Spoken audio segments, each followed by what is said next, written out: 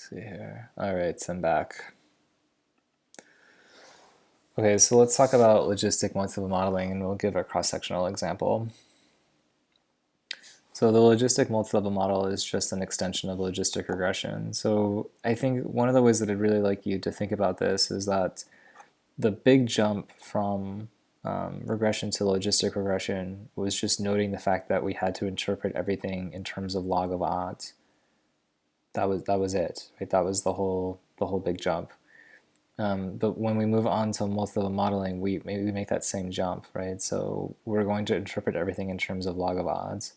So just like regression can extend to multi-level modeling, right? Just like regression can make this extension, we can take logistic regression and make that same extension to logistic multi-level modeling. It's essentially the same jump. And so once we're already in logistic regression, we have to remember that we're interpreting everything in terms of log of odds. Okay, so let's consider this cross-sectional example. Researchers interested to know the impact of SES on admission to graduate school.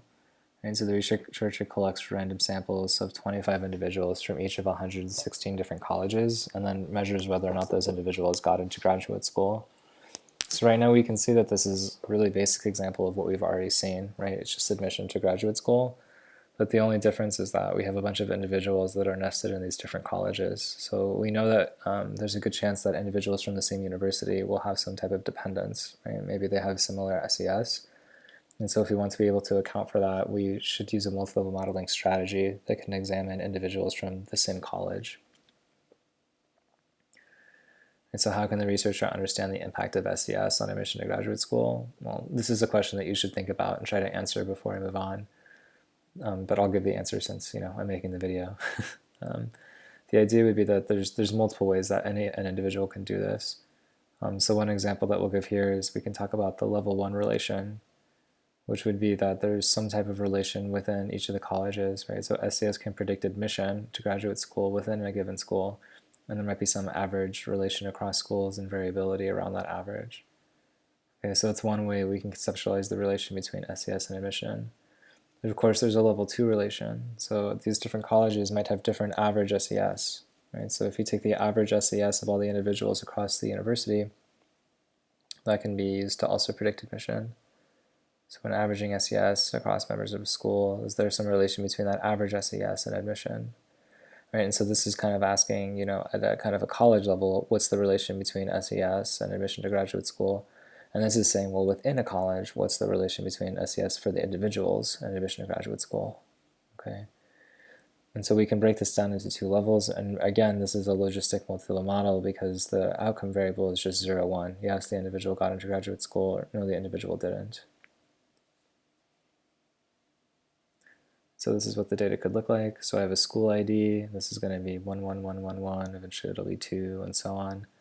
I have a student ID, right? So this is individual 1 in school 1, individual 2 in school 1, individual 3 in school 1, and so on. And then I have admission, right? So 0 is no, and then 1 is yes, they got into graduate school, right? So no, no, no, no, yes. And then SES for individual I in college G, right, is just going to be the SES for that variable. This one's going to go from 0 to 10, with higher scores indicating greater SES.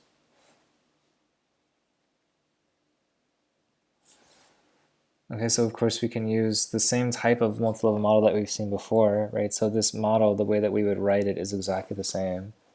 There are some technicalities about why this model is different, but we don't need to go into those details. It's really not that relevant. So instead you can just write the model the same way. Okay, so this is a model that we've seen before, right? The only difference is the type of model that's on the left-hand side, the type of variable that's on the left-hand side of that equation. So YIG is admission to graduate school. I'm going to have X star IG, which is SES, but it's centered within cluster, right? So it's the centered within college individual level SES. So this is an individual's SES, but it's centered at their college mean. And then X bar G, right, is the group mean. So this would be the college SES. So I take all the individuals in a given college, I have to calculate the average across those individuals, and that's the mean that I have for that group, the mean that I have for that college. Okay, and I'm just going to predict the intercept, right? Of course, I could predict the slope too. I'm not going to for this example, just because I don't need to. I'm trying to keep it as simple as I can. But what I have here is I have this average relation across individuals. I have deviations above and below, and then I'm using that group level SES variable to predict the intercept. And so the gamma 0, 1, this is the average relation between SES and admission, right, within colleges. So I should be a little more specific. There's a relation between SES and admission within each college, and this gamma 1, 0 is the average across all of those relations. This gamma 0, 1, right, it's the relation between the college level SES and the admission to grad school. And this last one is the expected relation, the expected admission to grad school for a school that has a 0, that has, should say, average SES. I'm just going to change it real quick. It is average SES.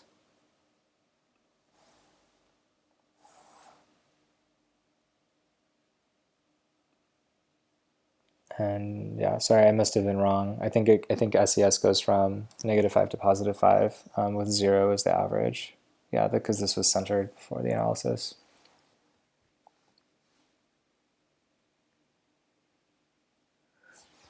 And so I get out, if I run the model, right, we see that first of all, the output is very similar to what we've seen before. One of the things that I want to note is a little bit different. If we look up here at the random effects, normally we're just used to seeing standard deviations and correlations.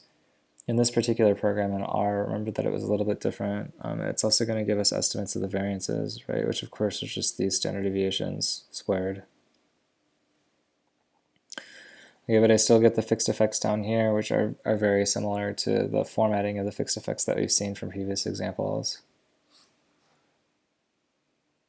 Right, so I have my estimate of gamma 0, 1. Right, this is going to be 0.50. Right, which is to say that the average SES of students in a given college has a positive relation with admission. Right, so once I calculate that average SES, it actually is predicting the intercept. It is predicting admission. Right, and so for each 1 unit increase in SES at the college level, we expect a 0.50 increase in the log odds of getting into graduate school. Right, so individuals are kind of having this context effect. If you're in a school that has average high SES, right, then it's going to predict a greater likelihood of getting into graduate school. And the units for this 0.5 is in terms of log of odds, just like it was in logistic regression. Of course, we can exponentiate that 0.50, right? So if you have e to the 0.50, then you get the 1.65. So this is saying for every 1 unit increase, for every 1 unit increase in SES at the college level, right, we expect the odds of getting into graduate school to multiply by 1.65. So we can still exponentiate these coefficients the same way that we did in logistic regression, and their interpretation is similar, right? So looking at this 0.50, it's less interesting to talk about 1 unit increases in SES at the school level is going to lead to a log odds of getting into graduate school increase of 0.5. It's hard to understand. So if you exponentiate, e to the power of 0.50, 1.65, it's a little easier to understand that for every 1 unit increase in SES at the school level, the odds of getting into graduate school, they multiply by 1.65. Okay, now this gamma 1, 0 here, this is the average relation between SES at the individual level and admission to graduate school at the individual level. Right, so remember, every single school has a relation between those two variables, and this is the average across all the schools. Right, so it's a 0.565. You can call it 0.566 with rounding. Right, so within colleges, and on average across all of them, there is a positive relation between SES and admission to graduate school, right? So that the higher your SES is relative to your peers, the more likely you are to get into graduate school. And the gamma 1, 0 is 0.566, right? Which is to say that for every 1 unit increase in SES at the individual level, we expect a 0.566 increase in the log odds of getting into graduate school.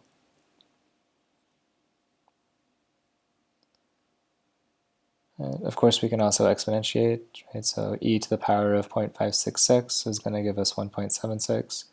So for each 1 unit increase in SES at the individual level, we expect the odds of getting into graduate school to multiply by 1.76.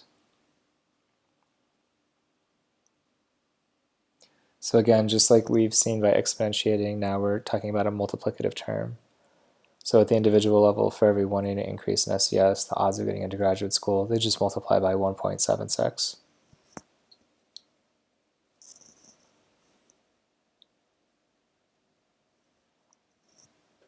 Okay, so a researcher is interested to know the impact of SES on graduate school.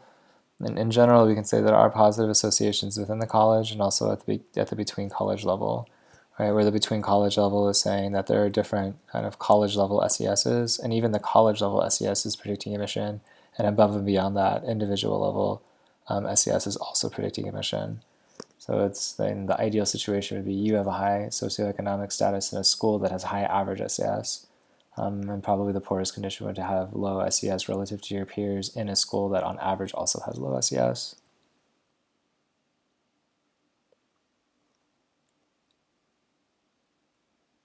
Okay, the longitudinal example. So consider the following longitudinal example. So a researcher is interested to know the impact of SES in graduate school. Let's say, missed that one. Researcher is interested to know the impact of, I should say, it should be social support. It should be interested to know how change in how depression changes across adolescence.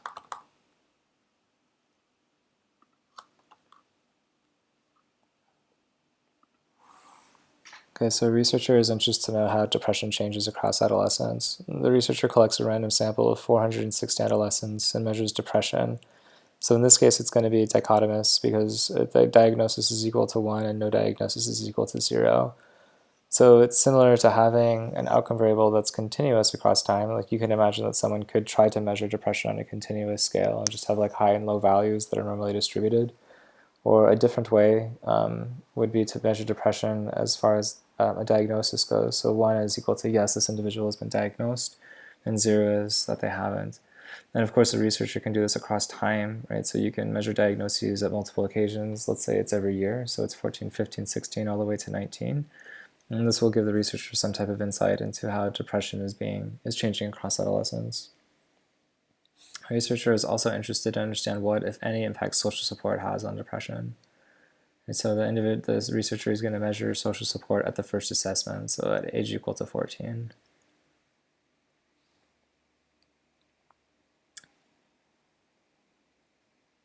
Okay, so how can the researcher understand change in depression over time and its relation to social support? Well, again, we can think of a lot of ways to model the data, and you should probably take some time to think about what are some interesting ways to do this. One way that I'll do it, look at both the level 1 and level 2 relation, right? So the level 1 relation will be the relation between age and depression. So you can have this developmental change. So for every 1 unit increase in age, how does the log of the odds of depression, log of odds of diagnosis increase over time? And of course, we can have the intercepts and slopes be different across individuals. So every single individual has their own expected log of odds at, let's say, age 14, if we center at 14. And then for every 1 unit increase in depression, we have a change in the log of the odds. And then at level 2, we have social support, but that just occurs at one time point. Right? So this is time invariant, and we can have that social support predict the intercepts and the slopes. So we use social support to predict intercepts and slopes. So again, it's conceptually very similar to what we've seen before. The only difference is that now we have a dichotomous outcome variable. So let's say this is what the data look like. So I have ID is equal to 1 here. I have age for individual I at time point t, right? So I have 14, 15, 16, 17, all the way to 19. Okay, and then I have diagnosis for individual I at time point t, so no depression, yes depression, no, and so on. And then we have social supports at 14, and I think this one also is centered at 0. So negative values mean lower social support, higher values mean more social support.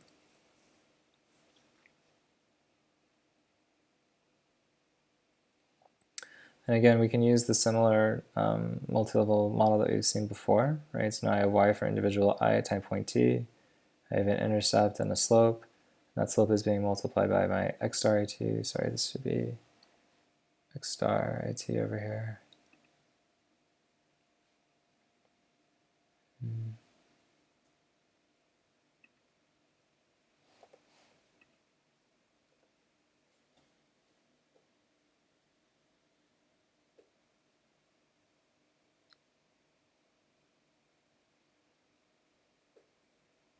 Okay. And let's say that I've centered age at 14. So I just took age, which was originally 14, 15, 16, all the way to 19, and I just subtracted a value of 14. So now 0 equals 14, 1 is equal to 15, 2 is equal to 16, and so on. And then I have this covariate here. So C for individual I, right, is social support at 14. So now I have that's relation with the intercept and social support's relation with the slope. So it's really asking the question of, is social support at age 14 having any impact on the log odds of diagnosis at 14? And is social support at 14, is that actually predicting how the log odds of diagnosis is going to change across age?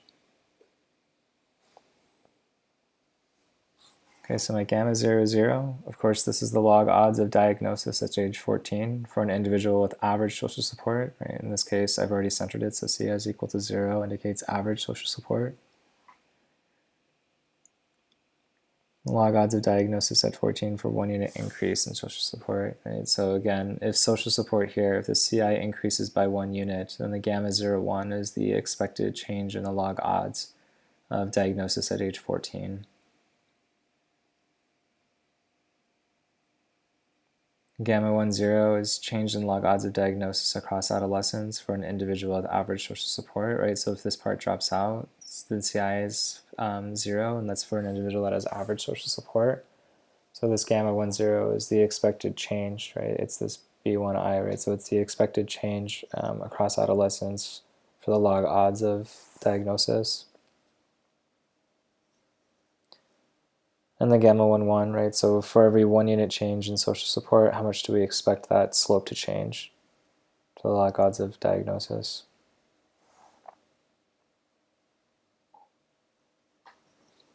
Okay, so if I run the model, I get estimates for each of these, right? So I get my gamma 0, 0, and again, this negative 0.169, right? This is going to be for, at age 14, adolescents are kind of like less likely to be diagnosed with depression, right? So that gamma 0, 0 is negative 0.169.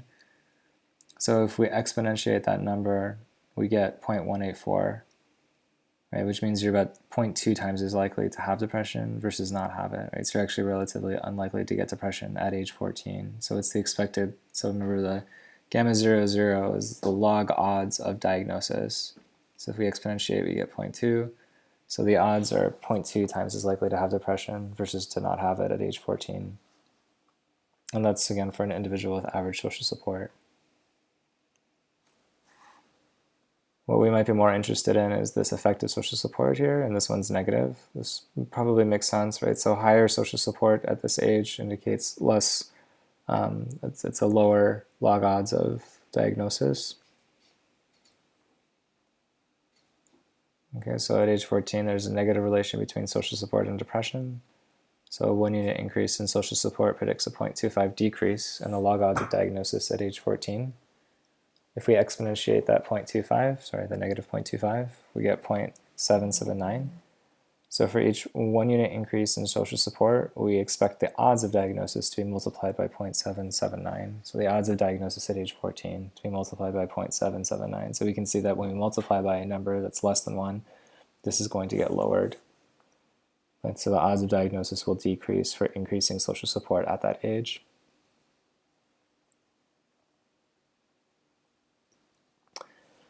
When we have the gamma 1, 0, right, so our gamma 1, 0 is equal to 0.161, right, which is to say that, for adolescents with average social support, the diagnosis of depression is expected to increase across development, right? So remember, this is that slope for people with average social support.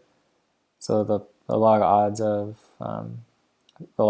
of depression is going to increase by 0.161 for every 1 unit increase in age. Again, for those who have average social support.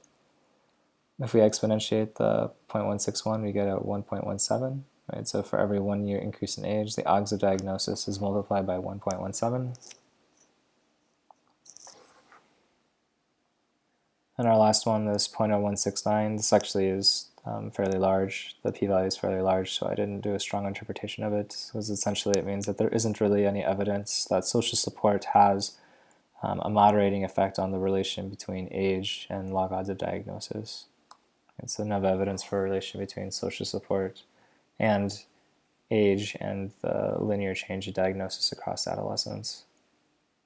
Right, so we don't see that moderating effect.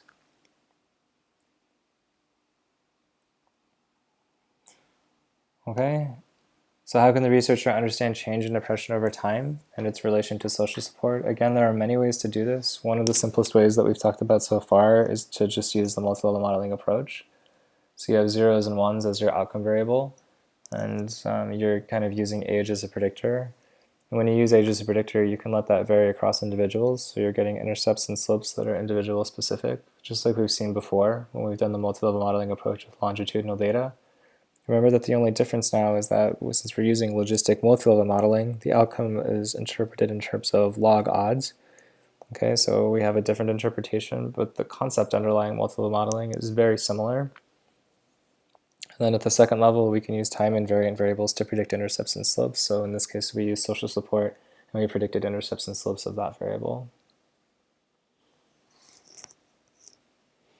Okay, so in this video, in this series of videos, we talked about, the generalized linear model. So far, we only talked about one case. Remember, it was just logistic multi-level modeling. I went through probability, odds, and logarithms just because it's really important to understand those to make sure that you understand the concepts that underlie logistic regression and how to interpret the coefficients. Remember that the coefficients are always in terms of log of the odds, right? So maybe whenever you're interpreting the coefficients, start there, and then if you want to get them back on an odds scale, then you can just exponentiate, and if you exponentiate, you can interpret them in terms of a multiplicative change. I went through two examples. One was a cross-sectional and one was longitudinal, and I'll go through how to do these in R in the last video. So thanks. I hope you have a wonderful Thanksgiving break. If you have questions about any of this, feel free to email me. We can also meet during office hours before or after class. But yeah, I hope the Thanksgiving break is good, and I will see you all very soon.